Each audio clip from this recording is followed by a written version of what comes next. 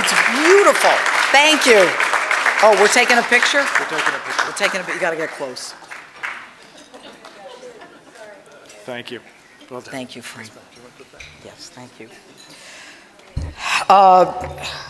There's a hole here, so if I drop down now and then, you'll know why. First of all, let me congratulate Bruce Gell. Bruce, I never knew that you were the president of Clairol. All right, do you have any contacts there still? And Frank Gaffney, I am a disciple of yours. Let me say that I very much appreciate the 3 C's, the courage, clarity, but my favorite as a former prosecutor, a judge and a DA, conviction. That's what I used to tell my staff, conviction. You know, we come together tonight at a time when most rational Americans fear for their future and their safety. At a time when the country that we grew up in is almost unrecognizable. As for me, I grew up in small-town America, Elmira, New York. My dad was a World War II veteran, and my mom was a stay-at-home mom, and we went to church every Sunday, and education was prized, and it was all about hard work, and you could buy a decent tomato in Elmira, New York. I worked in a dairy, and I sewed all my clothes, because I used to look at the magazines and wish that one day I could have all those pretty clothes. And it all worked out in the end. Thank God. But you know, I went to law school to learn about truth and justice at a time, and I'm no spring chicken, at a time when they said that, you know, don't you want to be a mommy? You want to go to law school? And I got through law school and found out that those things that I learned about, truth and justice, were ever so far removed from the reality of life for thousands of innocent, helpless victims of crime. People going about their own lives, and all of a sudden, like a thunderbolt, crime visits them and their families and their friends and their loved ones. And as Frank said, I started the first domestic violence unit in the nation. And I was thrown out of more than one courtroom by a judge who told me, Miss Pirro, can't you find a real criminal case? And I did the first internet pedophile sting operation in the nation, and they said that it was entrapment. And I found doctors, lawyers, coaches, priests, school superintendents who were looking to have sex with our children. And I fought very hard on the battleground that so many people are a part of every day. It is good versus evil. And as Frank said, I was elected. I ran for office 4 times, actually 5 times in New York. I have the scars to prove it. But when I ran for office, that's when I realized that truth and justice are not even relevant in politics. They just pay lip service to the concept. Nobody is accountable. Nobody cares about truth and honesty. And I know our founding fathers are spinning in their graves. And so, fast forward today, we have a president who refuses to fulfill his obligation to follow the Constitution. Welcome to this new America, Barack Obama style, where they want to take away your guns and give you weed, where they bring in sick kids from Central America and care for them, but bring home our wounded soldiers to let them die on lists waiting for appointments. And in Barack Obama's America, he refuses to defend existing laws and makes up laws as he goes along. And where they hand out tens of thousands of pink slips to combat veterans, and yet open up the ranks to illegals called the Dreamers so they can have a pathway to citizenship. Giving illegals weapons, which in itself is a felony. And in Barack Obama's America, MS-13 members are welcomed with open arms through our southern border, while a decorated U.S. Marine languishes in a Mexican prison. Where we send our military troops to Ebola-stricken countries, and yet are unable to send troops to men on a rooftop in Benghazi.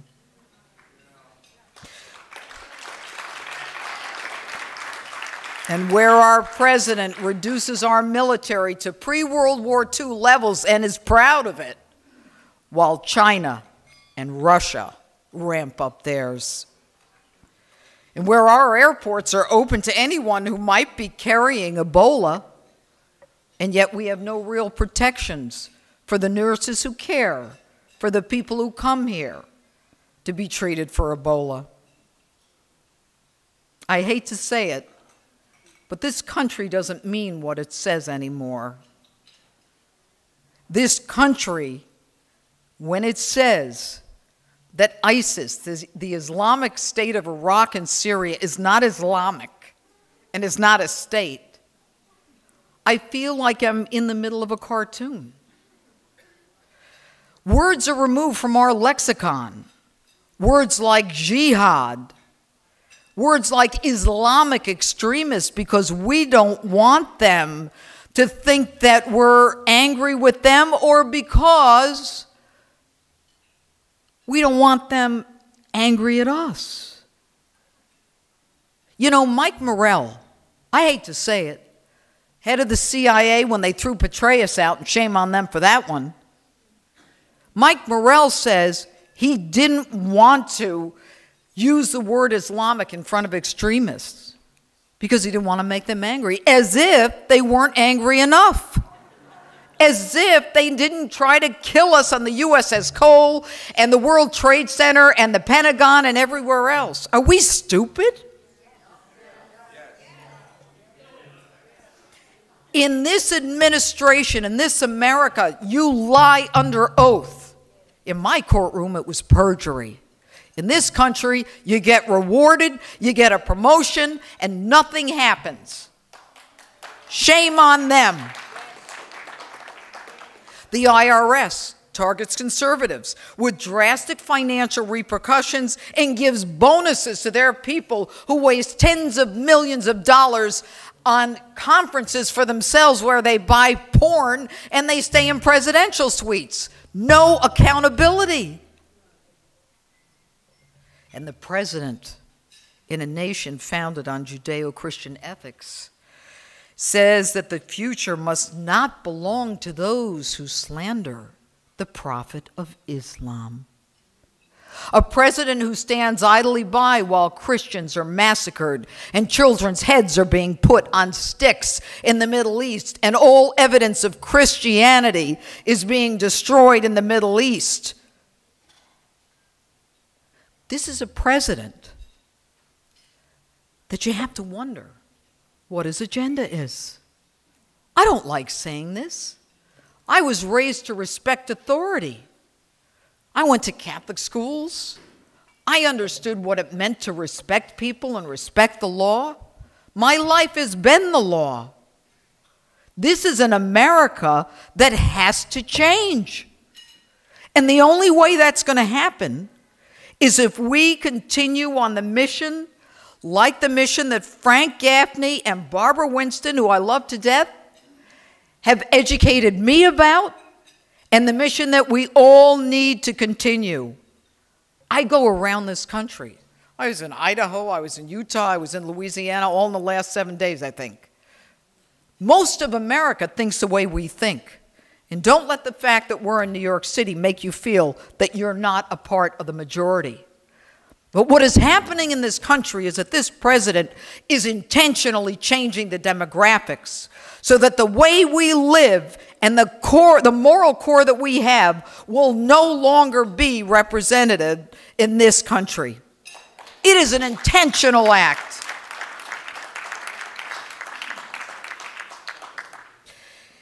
You know, for a president to call it workplace violence, when a guy communicating with Anwar al-Awlaki, considered so dangerous that as an American citizen, the United States didn't want to prosecute him, punish him, sentence him. They instead sent a drone to kill him, where a guy has on his card that he is a soldier of Allah, yelling Allahu Akbar to say it's not workplace violence, is a shame. And the problem with that is, they don't get the medical benefits that they should be getting. They can't get the Purple Hearts that they were supposed to be getting. It hurts the people in the military, but he doesn't care. And you mean to tell me you slice a woman's head off and that's workplace violence? Let me tell you, I worked as a prosecutor. I fought for a hate crimes law in New York. My comfort zone was the courtroom. I prosecuted murders, rapes, and violent felonies. I loved the courtroom. I could prove those cases were terrorism with no problem at all. And the disappointment is when the head of the FBI, who I happen to think is a phenomenal guy, Jim Comey, who was a United States attorney, is buying into this crap. We live in a country where a dead terrorist bomber has privacy rights, more privacy rights than I do. So what am I talking about? Remember those the Tsarnaev brothers from Boston? Let me start. The Tsarnaev brothers, they make a decision that they're going to get these pressure cookers and they're going to kill us, right? The question at the end is, how much money did we give Tamerlan, the older one? And the president of Massachusetts actually says, I can't tell you. He's got privacy rights. He's got privacy rights. The guy's a terrorist, and he's dead, and he's got privacy rights? And yet for me,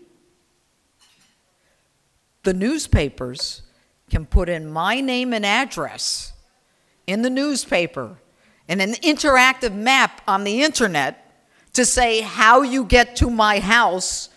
Why? Because I'm a gun owner. And so when I said, why would you put my name and everyone else who owns a gun in the newspaper with our address, as if we're pedophiles, how to get to our house? And the answer was, in light of the Newtown slaying where 21 kids were killed in Newtown, Connecticut, remember those 5-year-olds? In light of that, we thought it was important for people to know who had a gun in their neighborhood. Wait a minute. In light of the Newtown massacre, you thought it was important for people to know who had a gun in the neighborhood? As if I am like that half-wit misfit who did nothing but play violent games all day, as if I am equivalent to him? I want you to think about this administration. They want to take away your guns. They want to take away your guns. How many in this room have guns? You know, I don't really care. I'll tell you, I have 6. Okay? I have long guns and I have handguns. I don't love guns. I don't even like guns, but I own guns. Imagine you're in Boston, martial law, on lockdown.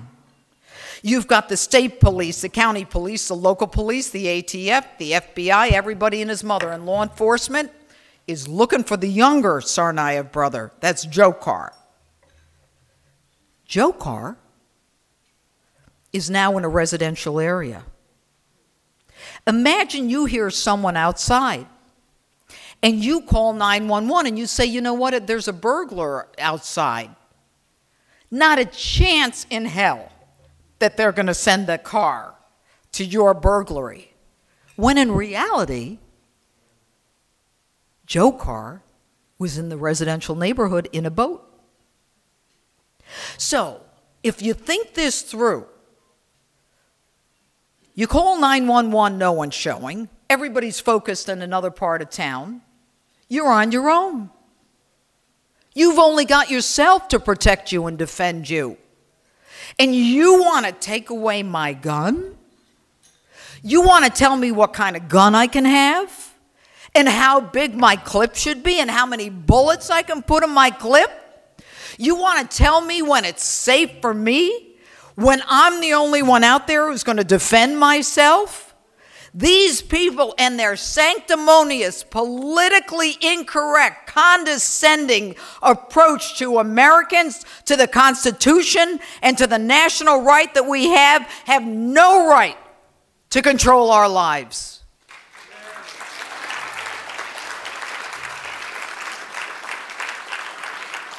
No one in Washington gave me the right to vote. No one in Washington gave me permission and the right to own a gun.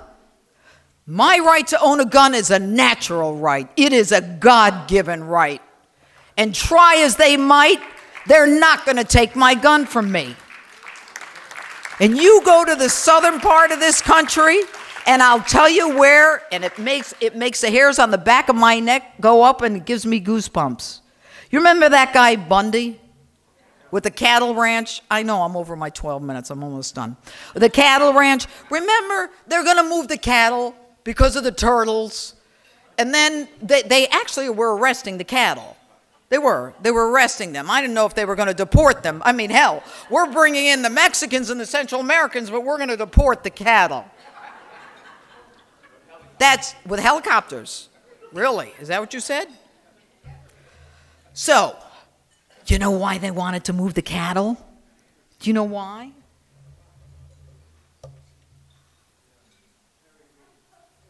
Harry Reid. Harry Reid's son-in-law had a deal with the Chinese for windmills or something like that. And so if they could move the cattle and then move the turtles, nobody gave a damn about the turtles until they needed the land for the Chinese. But this is the hook. That's why I'm here on this one. They send in a SWAT team. Our government has a First Amendment pen so that reporters have to go be in that pen. Everybody's in their Kevlar vests. Everybody is ready for a fight. They've got snipers all over the place, and they've got the SWAT teams. And guess what? Those ordinary Americans, they showed up, baby. They showed up, and they weren't taking this crap, and they had their sniper guns, and they had their Kevlar vest, and they were ready to roll. And it was the one time the feds backed off. Remember that one? Nobody made a big deal about it. To me, it was huge. It was huge. And it speaks to what's percolating in this country. And for all the frustration and the anger that we all feel, if we come together, we can change the direction that this nation is headed in. Did you say something to me? Okay. My last point. Frank told me about the grid. It was a cold day last year. I didn't know anything about the grid, the power grid. And I came out shivering, not from the cold, but because I was scared. We have a balkanized third world grid in this country. And if that grid goes down, it is only as strong as the weakest link. If that goes down, we are doomed, big time. 9 out of 10 Americans, they say, won't make it. And I don't know about you, but I don't have a garden that grows in Rye, New York in the winter where I can get my food from.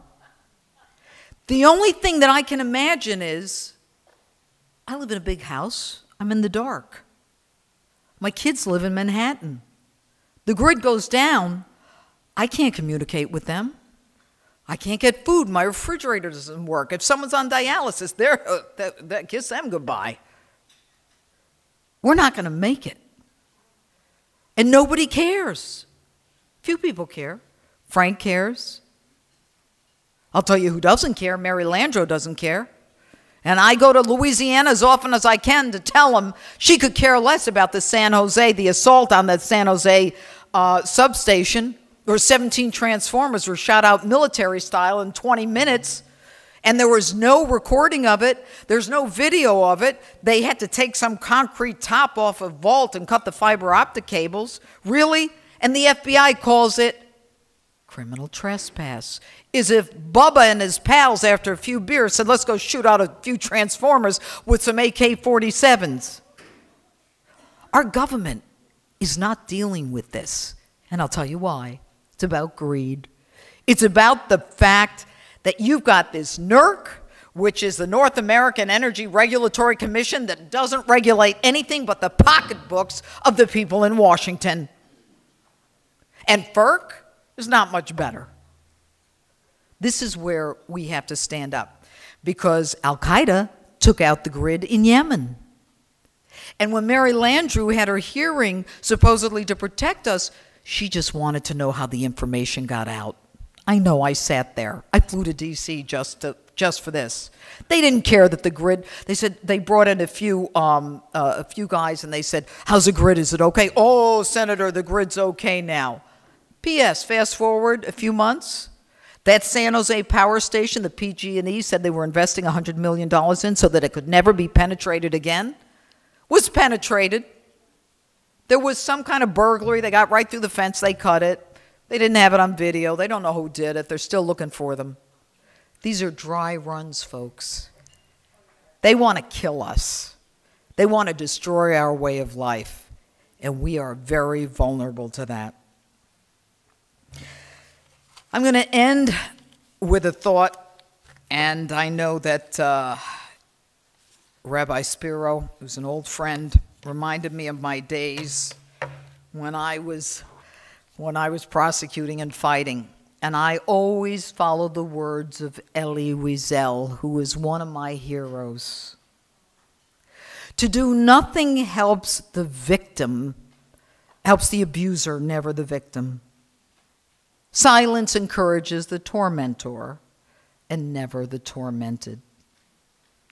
We can change this country. We can get it back on track. I believe in the American spirit. I believe we can change all of it. We just have to make sure that we do it in 2014 and in 2016.